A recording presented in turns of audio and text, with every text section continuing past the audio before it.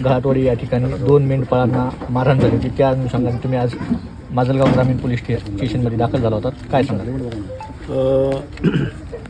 बिटे नावाचे 2 मेंढपाळ बांधव यांच्यावरती जो जीवघेणा हल्ला झाला होता, या हल्ल्यातील आरोपींना त्वरित अटक झाली पाहिजे.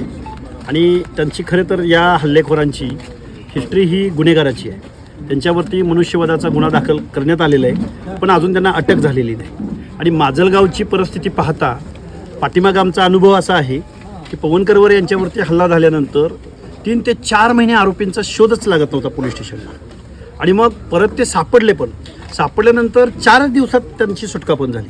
त्यामुळं आम्हाला थोडंसं या माजलगाव परिसरामध्ये आमच्या ज्या या मेंढपाळ बांधवावरती हल्ला झाला आहे, ते हल्लेखोर आणि त्या हल्लेखोरांच्या अगोदर मर्डरचा गुन्हा आहे त्यांच्यावरती. खरं तर शेतकरी बांधव आणि मेंढपाळ बांधव यांचं एक वेगळं नातं आहे. आत्ता या सुगीसराईच्या कामामध्ये मेंढपाळ बांधवांना शेतकरी बांधव बोलवून घेतात, पण असे समाजकंटक जे पाराच्या कट्ट्यावर बसतात आणि जे सोशल मीडिया किंवा जी काही समाज विघातक मंडळी आहेत माजलगावमधली, आता मोठी लोक आहेत, त्यामध्ये मी नाव नाही घेणार, पण या सगळ्या लोकांच्या यांचीच फूस आहे यांना. कारण परत हा हल्ला झाल्यानंतर आम्ही हल्लेखोरांना अटक व्हावी म्हणून पोलीस स्टेशनला आलो आहे, तर ह्याच पिलावळी परत या हल्लेखोरांचं समर्थन करतायत.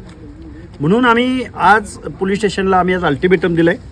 पोलीस स्टेशनने सुद्धा आम्हाला 4 दिवसात आम्ही आरोपींना अटक करू असं सांगितलं आहे. जर 4 दिवसामध्ये या आरोपींना अटक नाही झाली तर आम्ही माजलगावला लाखोंचा मोर्चा काढू. सातत्याने पाहतो तर आपण मेंढपाळावर हल्ले होत आहेत.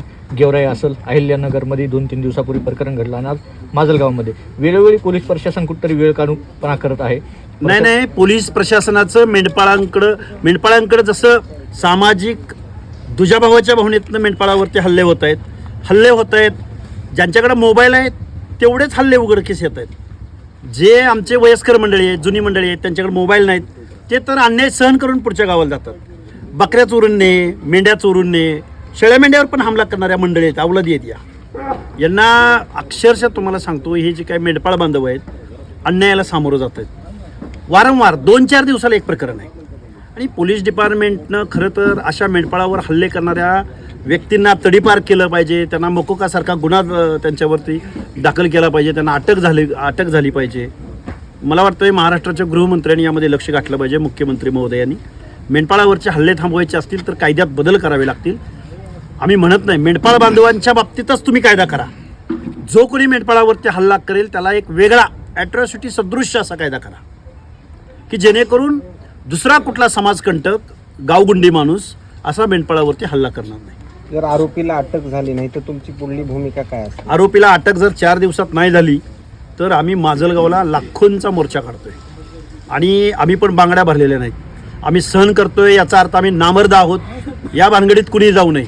आणि आरोपींना फूस लावणाऱ्या बांडगोळांना आमचं सांगणं आहे, आम्हाला तुमच्या गावात यावं लागेल आणि मग जशाच तसं आम्हाला तुम्हाला उत्तरसुद्धा द्यावं लागेल. आम्ही काही असं कुठं अल्पसंख्याक किंवा आम्ही कुठं पाकिस्तानातून आलेली माणसं नाही आहोत.